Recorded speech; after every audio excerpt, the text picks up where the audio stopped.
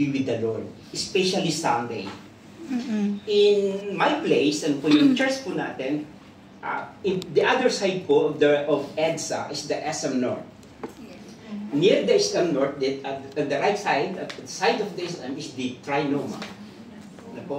And we have that Munoz, with the Jackman, we have the Watermark, ano po, yung lugar na ito. Nasa sentro po kami eh.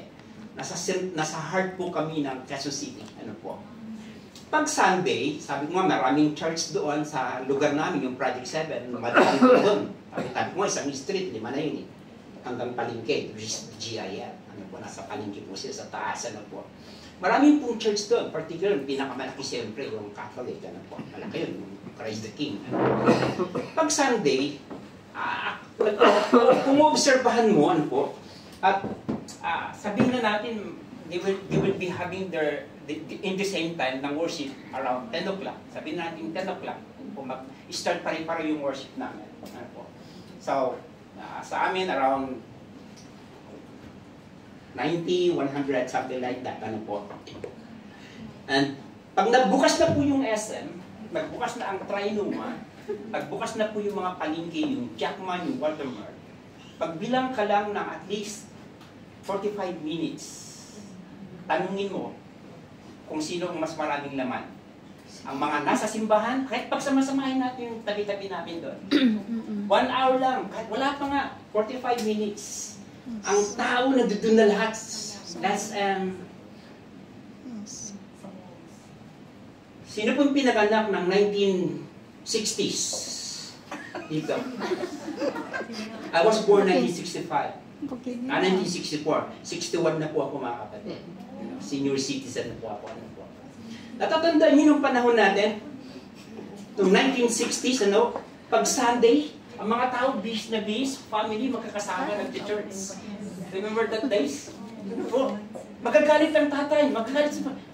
ang father ko pa nga, pagka nag-church ka nung araw, nag-attend ka ng church, hindi ka umuwi after ng church sa bahay, pagagalitan ka, anong sasabihin ng father ko? Saan mo inuwi yung blessing? Basketball court? Ganun ka, ano yung tao nung araw. Ganun sila. Di ba? I don't know if you remember that. But now, hindi na po. Ito pa ang danger. Ano po? Pag-church sa mga kapatiran, kasi malapit lang kami sa SM, pag napahaba ka ng sermon, malamang, karinig mo yung gumagaling ng mga upuan. Kasi nasa may nila, open na po ang Jackman, open na po ang Watermark, open na ang SM, open na nasa isip na nila yung Jollibee, McDonald's, grocery, shopping, something like that. So yung activity is hindi na ganun kalalim talaga. And that's really unfortunate at this point in time. Ano po? Nakakalungkot po yan. Now, let us learn from this book, from the story of Hosea, mga kapatid po. In Hosea, ano po, kung, if you have English, if you want to read it in English, I prefer it in Tagalog para po lahat po tayo maano natin. Nang makita, 2 Chronicle 26, 18-21, nang makita siya, ay sinabi nila, Haring Uzias, wala pa kayong karapatang magsunog ng insenso para kay Yahweh. Tanging ang mga paring mula sa angkan ni Aaron lamang ang inatasan ng Diyos sa katungkulang ito. Lumabas na kayo rito sa banal na dako. Nagkakasala kayo sa ginagawa ninyong iyan. Hindi sinasang-ayunan ng Panginoon si Yahweh ang ginagawa ninyo. 19. Nagalit si Haring Uzias sa mga pari. Siya ay nakatayo noon sa tabi ng altar na sunugan ng insenso. Ngunit ng sandaling iyon ay nagkaroon siya ng sakit na balat na parang ketong sa noo. Nang makita ni Azarias at ang mga pari ang mga nangyari kay Uzias, pinalabas nila ito agad at hindi naman ito tumutol sapagkat naramdaman niyang siya'y pinarusahan ni Yahweh. Hindi na gumaling ang sakit sa balat ni Haring Uzias hanggang sa siya namatay. Binukod siya sa tahanan, inalisan ng lahat ng tungkulan at pinagbawalang pumasok sa templo ni Yahweh. Ang anak niyang si Jotham ang namahala sa lupain. Okay.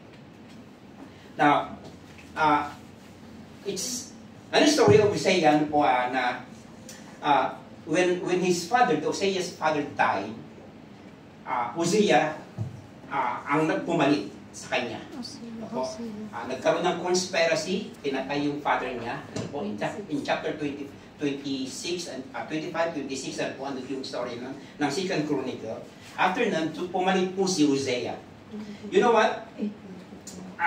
Si Hosea, sa history, in the beginning, nahati po sa apat ang kanyang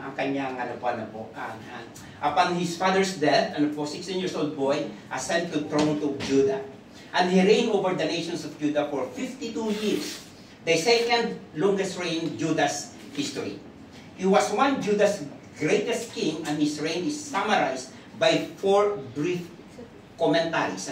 Meron pong lahat po sa apat na story ang buhay po ni Hosea. Hosea. This is in 2 Kings 15 verse 3. He did what is right in the eyes of the Lord. Sa umpisa po mga kapatid, sinabi ng talata, binanggit po ng talata na talagang gumawa siya ng mabuti. He did the right thing in the eyes of the Lord. That's the first one. Pangalawa, in 2 Chronicles 26, 4-5, he sought God throughout the lifetime of Zechariah. During Zechariah, the prophet Zechariah, lahat ng mga advice, everything that Zechariah made an advice for Hosea, he did it. Sinunod niya lahat ito, kaya naging mabuti siyang hari. In fact, pag binasa niyo po yung chapter 25, sinabi doon, ay talagang pinalakas ang kanyang kaharian-lakan. At kilala siya as king ng Judah. Then another one, in 2 Chronicles chapter 26, 5-8, he gave him success. God made him powerful in construction, in fame, and in wealth. Talagang pinayaman siya ng Diyos kasi ginawa niyang mabuti.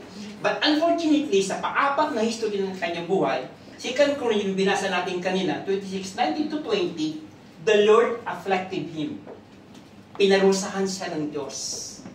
But if you look at in chapter 25 kung paano siya naging mabuti, chapter 26 in verse 1 hanggang 17, makikita niyo po doon kung paano naging mabuting hari si Hosea.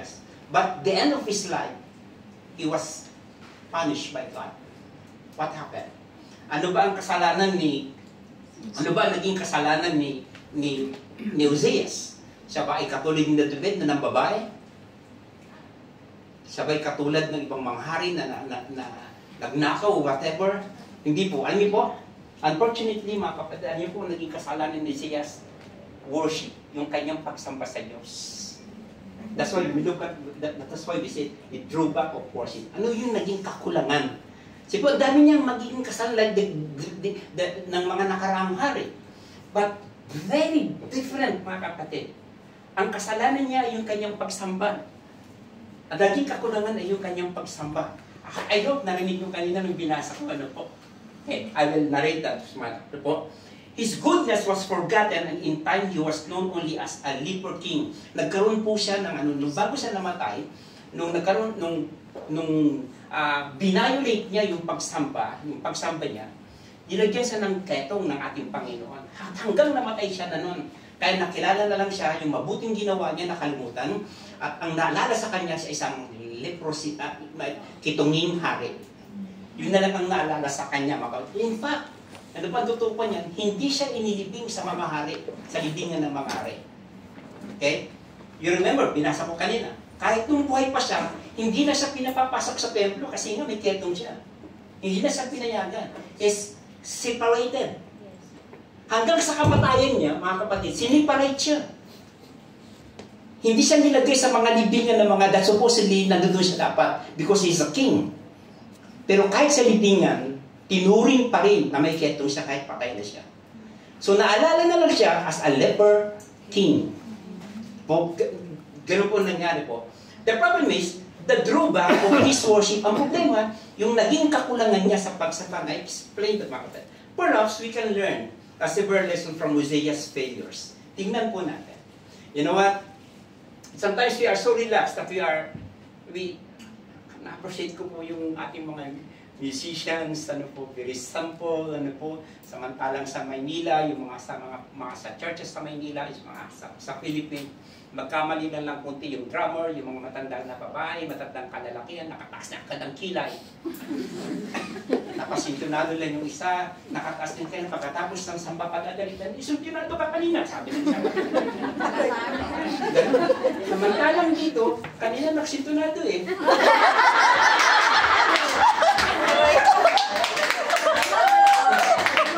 Gusto ko nang pumasok kanina para mag-second voice para lumapat eh. But anyway, mga kapatid, ano po, ganun sila ka-conservative, mga kapatid, ano po. Sometimes we are so relaxed.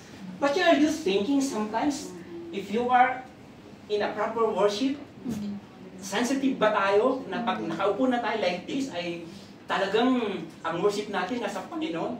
O iniisip mo na yung magagalit na amo mo po ka? Forget muna. Kaya, kalimutan niyo muna. Mas intindihin niyo yung galit ng Diyos. You know? You see, sometimes hindi nga ganun eh. Basta ang alam natin, nakapag-church tayo. Basta ang alam natin, nakapag-thanksgiving tayo. That's all. But there's deeper than that na dapat nating maintindihan. Napakaganda ng objective ni Uzias. Nagpunta siya sa temple. He went to the temple to burn incense. Yung pang-purpose niya, mag-worship eh. Unknowingly, I don't know kung nare-realize niya na mali yung ginagawa niya. You know what? Tandaan niyo itong sasabihin ko. Sometimes, we worship the Lord in our own ability or in our own likes. Yung kung anong gusto natin. Naramdaman niyo na ba minsan na parang ikaw ang tinitira ng pastor? Yes. Ismuso kong pastor, alam niya kung nagkaroon niya yung problema. Di ba minsan, yeah, we are so aware of ourselves. Hindi natin tinitignan that we are all audience. Ang audience lang natin ngayon is God. Si Jesus lang ang audience natin ngayon. We are all performer during Sundays. Pinanunood tayo pare-pareho ng Diyos. Do you realize that? So sometimes, we do our worship in our own wants. But you know what? You cannot do your worship on your own wants. You have to be in the wants of God. Dapat nasa gusto ng Diyos ang pagsamba natin. Sabi, umalis ka na dito. Hindi pwede yung pagsamba mo. Panurusahan ka ng Diyos sa ginagawa mo niyan. You know what? Ang pagpunta sa altar para mag-burn ng incense ay tungkulin ito ng mga high priest. Hindi ka pwedeng mag-alay doon na personal. Bigay mo kung ano yung alay mo at silang gagawa nun para sa iyo. You're not allowed to enter into that temple, into the most holy place, and do something for yourself.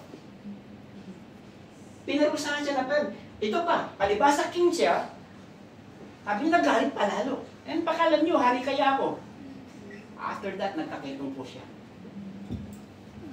Sige, realize nyo ngayon. Pag nakita ng Diyos na hindi tama ang pagsamba nyo at pansambag pansarili, lalabas ang marami dito, may kitong yan. O, sanang mangyari, ano po? So therefore, let's reflect. Number one. So po, sabi po natin ng malakas, reflect. Reflect. Okay. Reflect on the significance of God places on worship. Yung kahalagahan, halimbawa, yung katulad dito, gano'ng kahalaga ito sa atin? Yeah? What is in our mind every Sunday na nanggagaling yung isa po kasama namin I forget the name, bago sa makarating dito, bago lang daw siya dito, ano po, ay bundok yung pong trabaho niya, nasa bundok. Malayo. Ano po? And yes, pag-uwi niya, maglalakad pa siya ng pagbaba niya ng bus, maglalakad na sa pabundok na ng almost 15 to 20 minutes para lang makauwi at makapunta dito, mga kapatid. Wow! Grabe, ano po?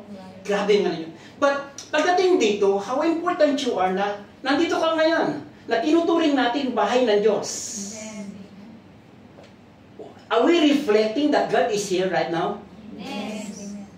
We need to reflect. Si Hosea, mali yung reflection niya. Templo, mali yung reflection niya. Self-reflections, kasi hari siya.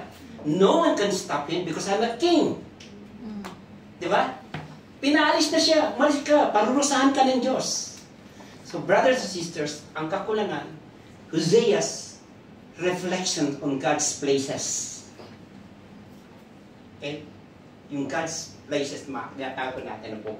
Maybe, the reflection in these places that you are created to worship. Tanda natin ha, pagdating sa worship, tatanda natin, we are created to worship. Okay. worship is not it is not an option. It is a lifestyle. Pag mag-aalmusal ka, hindi mo na iniisip yun na mag-aalmusal ka. Pag magtatanghalian, hindi mo na iniisip na magtatanghalian, di ba? Ang iniisip mo lang kung ano yung tatanghalian mo. Pero magtatanghalian ka, yung hapunan, maghahapunan ka Ang iniisip mo lang sa hapunan, kung ano nga hapunan mo. Pero maghahapunan ka. Just the same. Lifestyle mo ang maghapunan, lifestyle mo ang mag-lunch, lifestyle mo ang mag-breakfast. Dapat ang worship is lifestyle. Hindi ito pinag-iisipan. It is in your heart. It is your life to worship Him. Because we are created to worship God.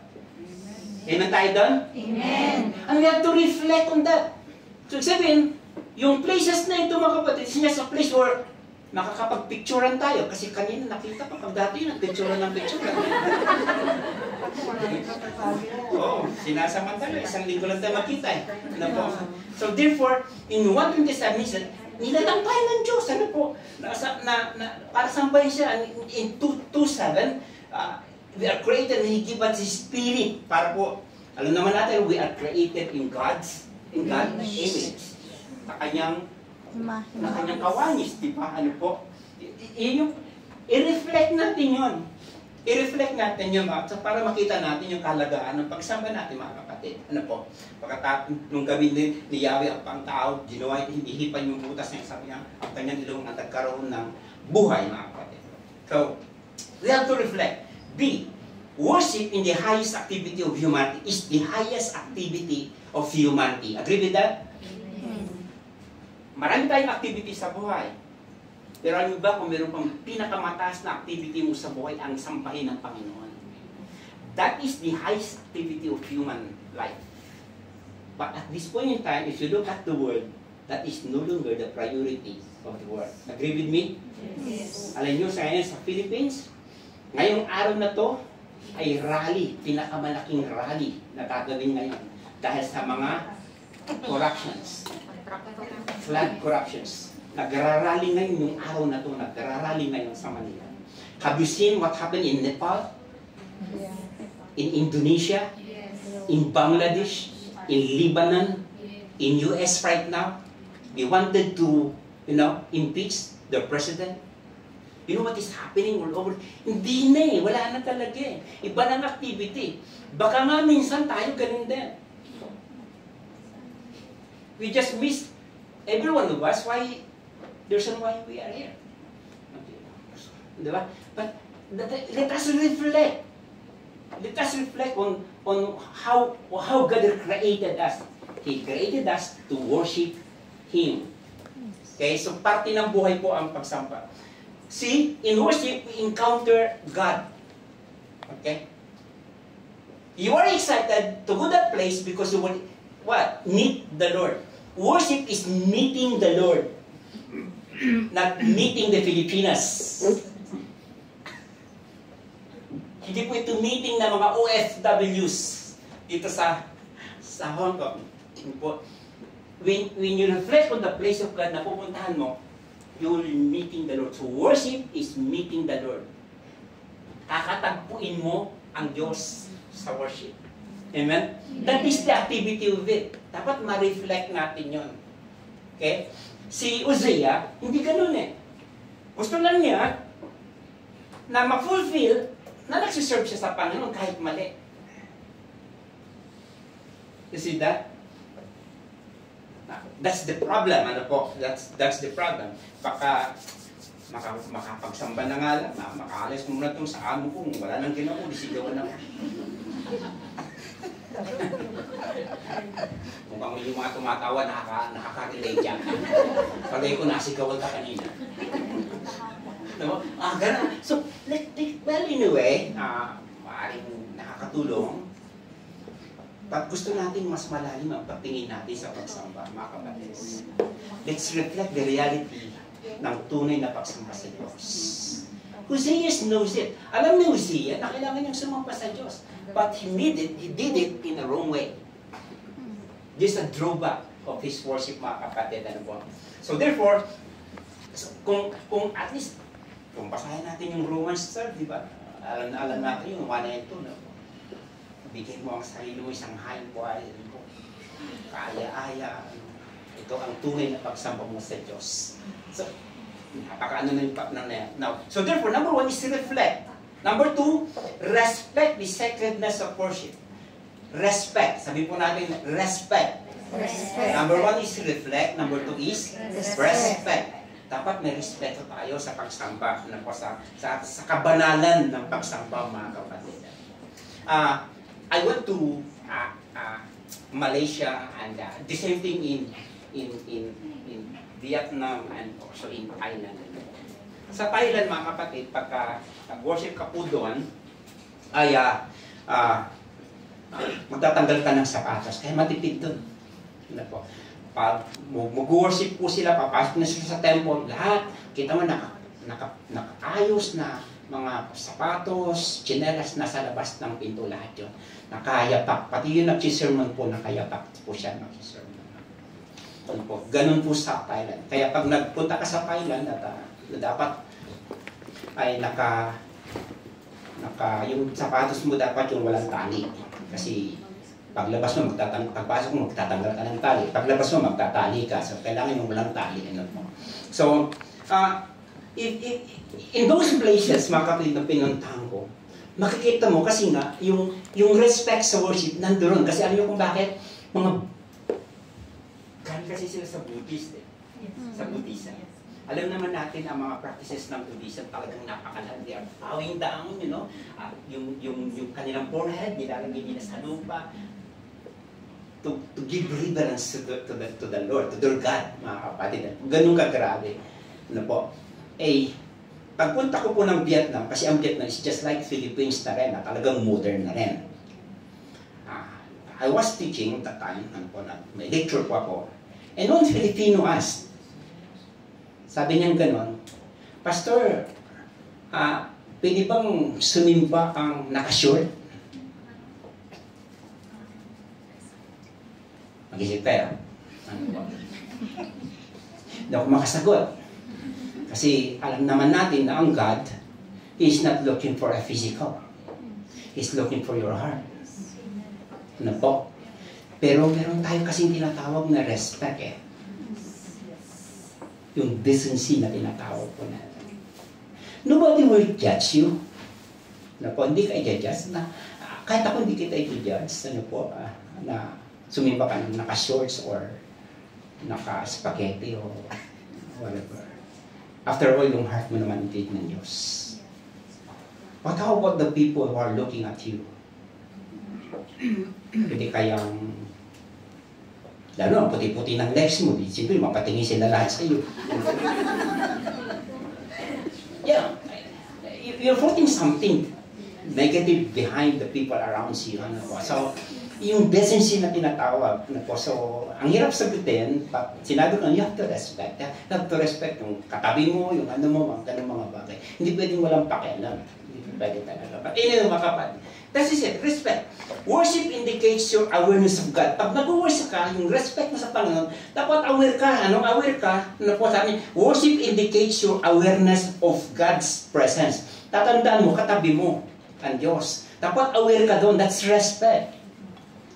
Yeah? Halimbawa, si sister, ano po, hindi ka aware na may katabi ka. Pag anong-anong ka, nasigo mo na. Ano, parang gano'n, wala. Kasi hindi ka aware na may katabi ka eh. You know what? Nasa gitna niyo ang Panginoon. Relax ka, baka masiko mo. You know what I mean? Yes. We have to respect the worship, we have to respect. We have to, the sacredness of worship, dapat nirespeto natin yan. Hindi pwedeng wala kang pakialam. You have to respect the worship, the sacredness, yung kabanalan ng pagsamba. Kapatid, and that is in Genesis 28, 22-26. Number B is, worship is your evaluation of God's greatness. Na pag sumasamba ka, nai-evaluate mo kung gano'ng kabuti ang Diyos. Sabi nung isang kasama namin kanina, kalimutan ko na rin ang pangalan. Ano po sabi mo? Si sister pala. Sabi niya. Alam mo, naglalakad po kami, sabi niya gano'n. Alam mo, lagi kang kumapit sa Pastor, alam mo, ano ko na yan, nasubukan ko na yan. Na pag lumalapit daw sa Diyos, ang God is so great in her life. Sabi yung gano'n. We were walking, no? Tapos, ingin nila. Sabi nung, nasa mall kami, naglalakad po kami, sabi ng lalaki, pag Pilipino talaga, ingin, no? Nakwento ko sa kanila, hindi na narinig. You see, mga kapatid, no po, worship is evaluation. Ini-evaluate mo. Now, you're evaluating that God is great. Pag sumamba tayo, sasamba tayo sa isang dakilang Diyos. Amen tayo doon? Amen. Yeah, that's worship. Yan po yung ating pong paggalang. No, paano ka sasamba kung yung dakila ko yan? Hindi ako makapagpadala sa mga anak ko, may tuition sila. Ano ba naging dakila? Kung anak ko may sakit, wala akong magawa, nandito. Alam kong nararamdaman niyo yan. Alam kong nararamdaman niyo yung akin. Mga bagay minsan hindi natin kayang gawin dahil malayo tayo sa ating mga families. I understand that. But then, when we gather like this, we have that respect to the great God that we are worshiping right now. Dapat nasa may buhay natin. Masamba kasi sa dakilang Diyos, mga kapatid. See, worship is your definition of God's goodness. Yung pagsamba mo sa Diyos, mga kapatid, yun po yung definition mo sa kabutihan ng Diyos, kaya ka sumasamba. Diba? Utusan ka kaya, sister, na hindi mo kilala. Susundin mo? Sino po kayo? Ganyo ko inuutusan. Diba? Sasamba ka sa Diyos, hindi mo naman kinikilala. How is it? Where are you? Diba? So yung pagsamba mo, mga kapatid, is an evaluation of God's goodness. Mabuti ang Diyos, kaya natin siya sinasamba. We respect Him in our worship because we know that He is a good God. Amen tayo doon? Okay. I know, naintindihan ko, pati naman ako, hindi naman ako excuse, na minsan sinusubok tayo. Na minsan nararamdaman natin malayo ang Diyos. I have a great story in my life, mga kapatid. My second son, actually, dalawa yan eh. Yung panganay ko na po. Yung panganay ko po nag-dengue. He has third year high school po siya noon. Nagkaroon siya ng dengue. Tinakbo na po siya sa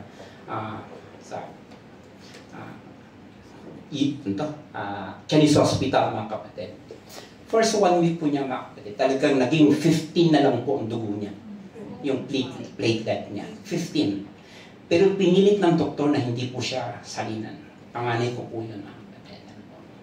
At sabi niya, hindi natin salinan. So, fortunately, bago 9 days, tumaas po ng 98 actually yung dugo. So, nagkumanda.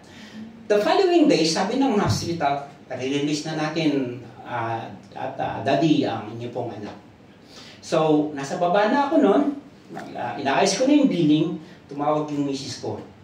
Sabi niya, akit ka dito, may problema. Bakit? Yung anak ko ay tumaas ang lagnat. Sabi ng doktor, hindi siya pwedeng lumabas. So, antibiotic ulit na palibago. Ako pa, to make the story short. So, dumaan, 7 days ulit, no? Hanggang sa napababa yung lagnat niya. So, ganun ulit, the same situation. Sabi niya, release na po. Your son will be released tomorrow. So, inayos ko na po, naagayos ulit ako. Kinamagay, naayos ko yung mga billing. Tumawag uli yung misis ko. Sabi niya, akyat ka pa, akyat ka. Bakit? May problema.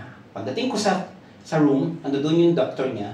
Sabi niya, hinila ko ng doktor, lumabas po kami. May problema po tayo. Kung gusto niyo pong ilabas dito, kasi baka nagdududa na kayo. Nandito siya, pero bakit gano'n nangyari? Nagkaroon po siya ng typhoid.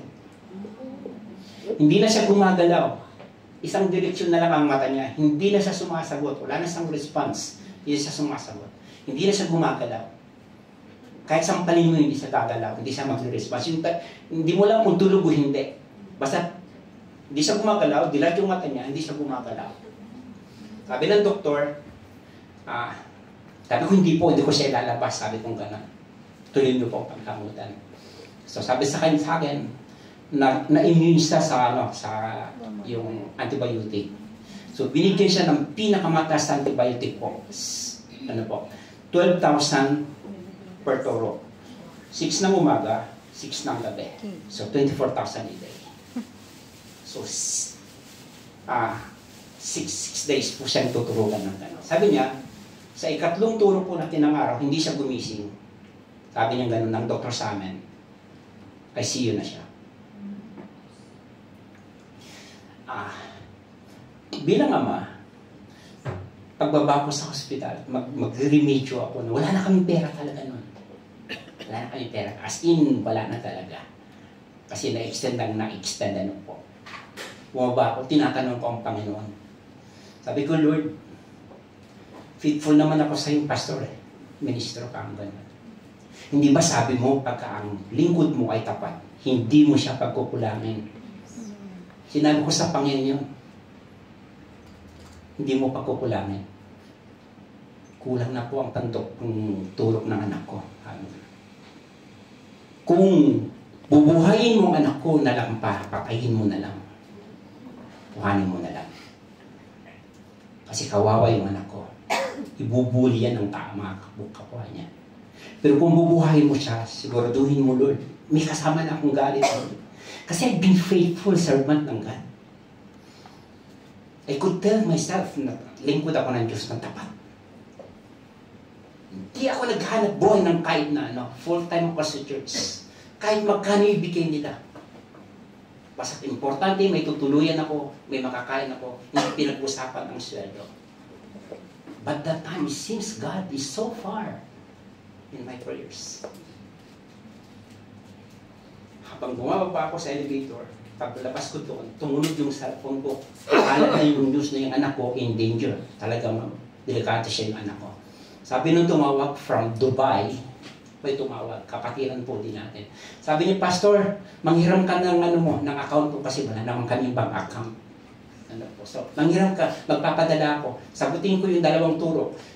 Tumawag yung taga Mindoro, kapatiran din po natin, Pastor, magpapadala ako nito, akin ang 2 turo. May turok po lahat yun. Ika 4 days ng turok niya, dumila at gumising ang anak ko. Ang daming kabataan yung panahon na yun. Alam niyo po ang hiningi niya? Pizza. Sabi nung si Father Jojo Aliwate, kaya alam niyo po, pambihira ka. Ang dami namin tinurok sa'yo, 24 araw-araw, pizza lang pala ang kailangan mo. You see, sometimes, siguro nararanasan natin yun, and we can evaluate that really God is good. And He do something in a miraculous way. Sabi natin, in a miraculous way, mga kapatid. In your situation, I think, kung patatayin kayo sa isa-isa dito mga ngayon, palagi ko yung mga testimony kayo, kanya-kanya, kung paano gumagawa ng Diyos bilang OFW for your families. Agree with me? Yes. Palagi ko, abutin tayo bukas. Lahat kayo may karanasan sa kabutihan ng Diyos. So therefore, let us respect the worship of God, that we evaluate, we respect the secrets of God, that we are aware of His presence, and we evaluate the greatness and the definitions of God's goodness. All, mga kapatid, lahat ng ito, mga kapatid, ay kabutihan ng Diyos sa atin, mga kapatid. Number 3, sabi po natin, repent. Okay. Isa lang natin yung gusto mag-repent. Repent. Okay, laksan natin. Repent. Repent. Okay, sige. Now, let's go back. Pinakita ko sa inyo sa 1 and 2 kung ano yung drawback of worship sa atin na nangyayari. Let's go back to Hosea.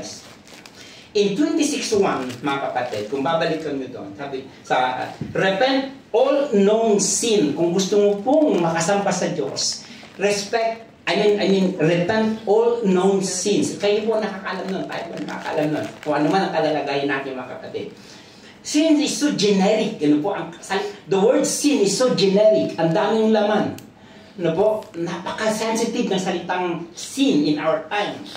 Kasi nung araw, sa Old Testament time, para matawag kang rapist, i-rape mo. Para tawagin kang rapist.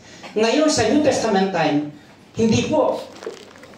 Titigan lang kita, sister, hinubaran kita sa aking paningin. Rapist na ako sa paningin. Ang sinasabi ng Biblia. But Old Testament time, you have to do it. Para matawag kang rapist. Ganun ka-sensitive, ganun ka-generic ang salitang sin.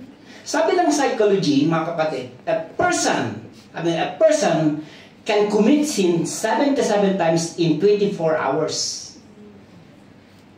Okay? 77 times. Hindi ka nanalangin ng isang araw.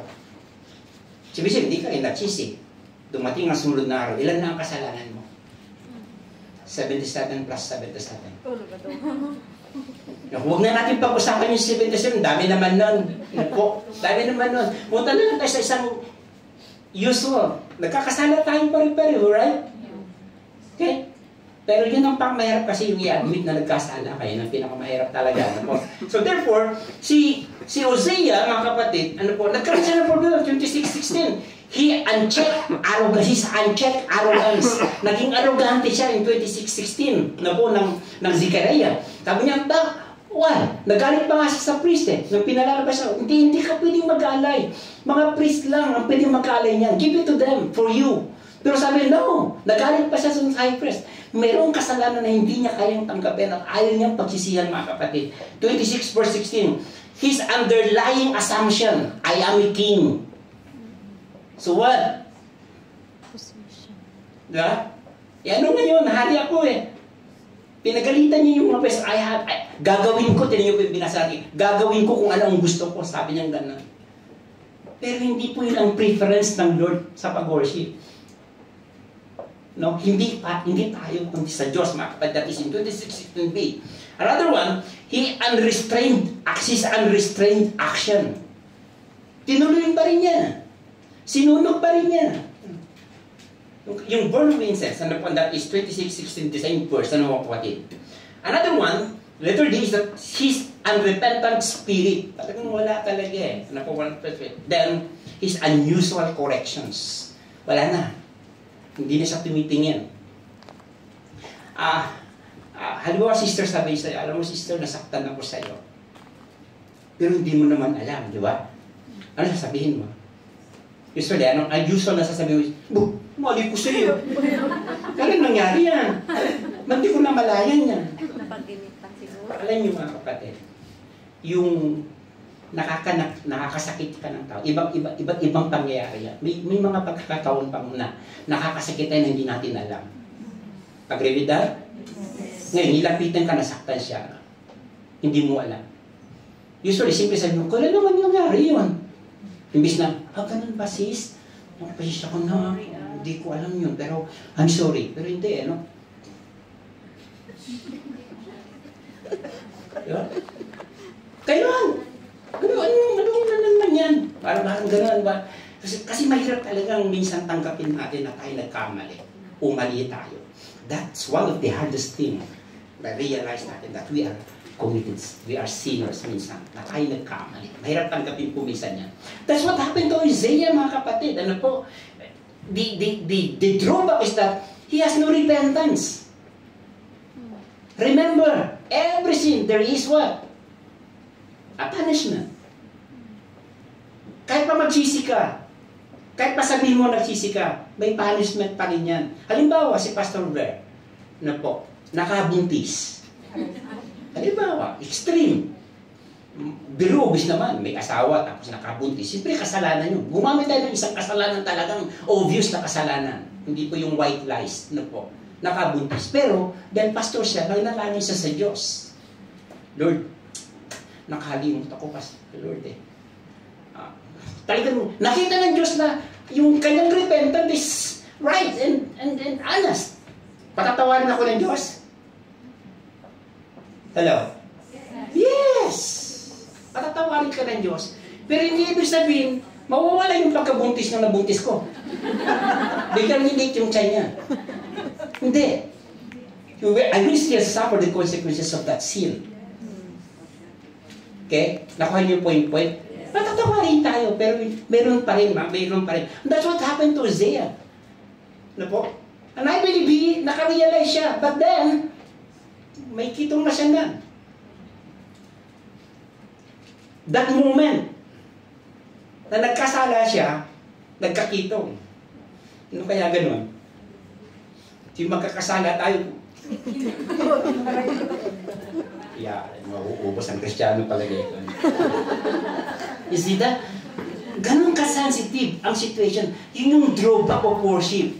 Submitting to the Lord, that's something. That's the drawback, yun yung kakulangan. Many times, our faith, kung anong alam lang natin, hindi kung ano ang gusto ng Diyos. Sometimes, pina-under natin ang pananampalataya sa kung ano ang gusto natin, hindi sa preference ng God. Agree with me? Yan po ang tao ngayon. Halimbawa sa pagbibigay, nagdidebate sa ikapo. Diba? Didebate, wala na pong ikapo, may ikapo, may magandang debate ngayon eh. O sige, kahit ano doon, ang tanong, nagbibigay ka ba talaga? At kung nagbibigay ka, gaano mo kahalaga yan, kaya mo binibigay, is for the Lord. Diba? Ano kaya kung ang sistema ng Diyos ay katulad nung panahon na mga pusas, kaya Ananias and Sapphira. Parang kuling-kuling ko maglilibing tayo dito. Tanda niyo yung story ni Ananias and Sapphira, right? Oh, sabi niya, yan na ba yung napagbintahan niyo? Opo, hindi niya sinabi na nag-grocery na sila. Kasi hindi po yung logic nun. Pera niya yun. Pinagbintahan niya, pera niya yun eh. Diba? So, just, ang point lang naman doon, si honest pa talaga na yun ang pinagbentahan mo. Karapatan niyang sabi na, hindi po, bumili na kami ng ganito at ito po yung natira. Pera niya yun eh. Di ba? At ito po ang ibibigay ko na tulong. Diba? Pera niya. Pero tinanong kasi sila kung yan ay lahat. Ang sabi, yan na daw lahat. Hindi sila happy bumili na ng karne, bumili na ng 10 kilong bigas na, bawas na. Yun lang naman ang point dun eh. Ang tanong kasi kung the moment, mga kapatid, bumagsak yung dalawa. Kaya, ganun kaya ang rules. I don't know, marami tayong ililibing. Every day. Sa Sunday, palagay ko, mga 10 na lang kayo.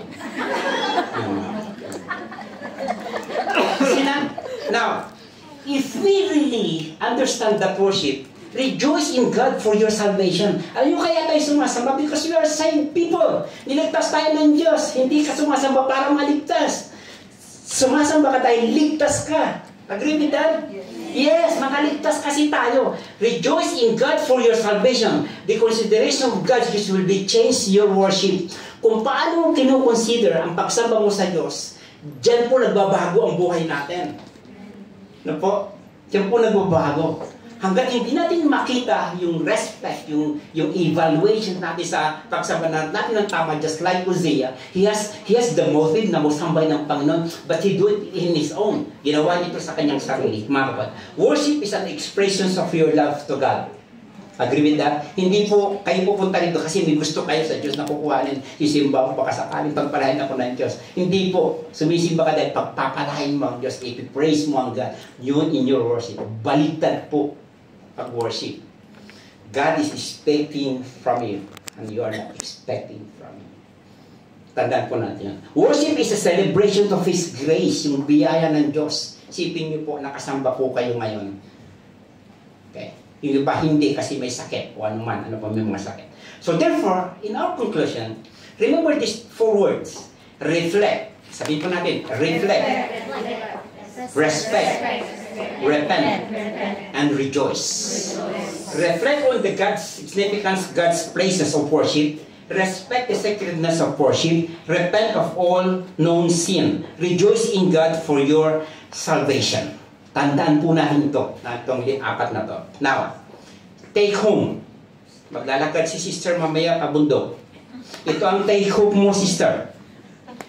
Sabi po ni William Well, ano po, the best preparation for work is not thinking about work, talking about work, or studying for work. The preparation is the work itself. It is the work. No po? Kasi pag inisip po yung paano ka mag-ala, kung ikaw ay po kasambahay, pare-pareho naman ang gagawin mo eh. Kung matanda, bibihisan mo, paliliguan mo, every day. Ba't mo pa pag-usapan yun, hindi mo naisipin yan. Kasi pag inisip mo yun, hindi mo pa ginagawa, pagod ka na. Tama? Kaya sabi ni Will, sabi niya, the best preparation for work is not thinking about work. Hindi mo dapat inisip yan. talking about work. Ano po? Sabi studying. Ano pa ba yung pwede kong gawin? Ang ganun gawin. But it is the work itself. The same thing in worship. Ano po? The best preparation for worship is not thinking about the worship. Kung galing kagaling ko kanta mamaya, sintonado naman. Kasi nga, habang kumakain kami, wala nang tayo mag-practice. Umuulan, wala na sila. Bahala na, sa harap ng tayo mag-practice. Yun sinasabi nila kanina eh. Kalitan niyo yung naka-schedule. Sabi nila kanina, sister, kumakain kami. Sabi niya, umuulan, wala pa sila doon. Doon na tayo sa harap mag-practice, bahala na. Kaya yun ang result. Kasi iniisip natin kung paano tayo magiging magaling. Iniisip natin kung paano bibigyan ng tama ng maayos. But that's wrong. Kapatid, it's the singing itself. The best preparation for worship is not thinking about worship, talking about worship, studying for worship. It is the worship itself. Amen. You see that? Tingnan natin, the respect, the preparations, mga kapatid. That's the thing. Iuwi natin lahat ito. Ano po? Na tayo ngayon ay sumamba sa Diyos. Yes. Okay? Hindi ko, tama ba yung ginawa ko ba? Wala namang perfect na pagsamba sa Diyos. Diba? Laging may kapalanan. Kung isipin mo palagi, tama bang napagsamba ko? Hindi. I tell you, hindi. But when you are thinking of God's presence in our lives today, you will see you did the right thing. Amen tayo doon? So therefore, brothers and sisters, we learn from Uzziah's life. He is a good king. The Bible said in his history, as a king of Judah, he is one of the best king of Judah. He becomes strong. He was pinagpala sa ng Diyos, pinayaman sa ng Diyos, binigyan siya ng katalinuhan. But then, kakaiba po ang kasalanan niya. Hindi po siya nagbabae, hindi po siya nagnakaw, hindi po siya naging masamang hari na pinatay niya yung mga ano. Hindi po. It is his worship in God that makes him worst king. In fact, pag tinignan niyo po sa huling talata, ano po sabi doon, naalala na lang siya as a leper king. My last question is this. How do you want to be remembered someday? Pag namatay ka, paano ka natin? Paano gustong maalala ka ng kakilala mo? I have my teacher in math in high school. Si mahina ako sa math. Naguuntok. Ito yung araw, pag hindi mo uuntok ka ng teacher. Ngayon, matindimandang teacher. Yung araw, uuntok ka ng teacher, diba? No? Pag hindi mo masulog sa araw, nasubukan po, sister. Nauntok ako. Kaya, doon sa faculty, yung office po, sa harap ng office ng principal, sa labas, nandun yung mga pictures ng mga faculty. Diba, nilalagay nila sa office na yung mga ginagawa namin, nalagyan namin ng pangil, nalagyan namin ng sumay. Kaya namatay siya, tingin namin may sumay. Kaya tapang, masyadong terror, mga kapatid. My question is, how do you want to be remembered someday? Just like Uzziah, a good king then become what? A leper king. Dalawang bagay na napakahirap na nangyari sa kanya. Hindi na siya pinapapasok sa templo. Tinanggal lahat ng kanyang mga office. Tinanggal siya, mga kapatid. And even in his death, na parang yung mga namatay na makakatabi niya sa libingan ay mahahawa pa rin. Hindi siya inilibing sa libingan ng mga hari. Why? Because he is a leper king. Tanda natin, ang kasalanan ay nakakahawa. Sabi mo sa katabi mo, huwag mo akong hawaan.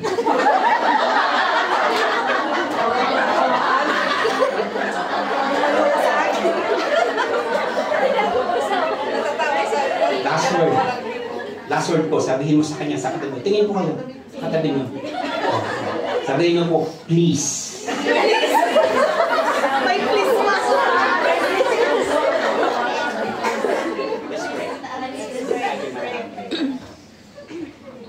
Aming Diyos, aming Ama, maraming salamat po, Panginoon. Lord, itago mo, Panginoon, ako yung personality ko, yung pagkatao, Panginoon, sa pulpitong ito, Dakilang Diyos. Let your word be mag-manifest ang yung presence mo, Panginoon. Lahat kami, Panginoon, every one of us are in the same situation. We are always striving to be good in your sight, Father God. We are always striving to be holy in your sight, Father God. Lahat kami nakikipagbaka na maging banal sa iyo. We are all having that study, Panginoon, kung paano kami maging mabuti, makapagsampa sa iyo. At this very moment, Father God, times, we are not giving thanks to the life of Uzziah. Dahil gano'n ang nangyari sa kanya, but an story that we can learn something in our life today, Panginoon. Na matutunan namin ang mga bagay na to, kung paano kami sasaba in your own preference, Father God. Hindi sa preference namin, kundi sa preference mo. Hindi sa gusto ko namin kung paano ka namin sasama, kundi kung anong gusto mo, nasasambahin ka naman, Panginoon. So therefore, at this moment, we thank you, we praise you, and we glorify your holy name. In Jesus' name we pray. Amen.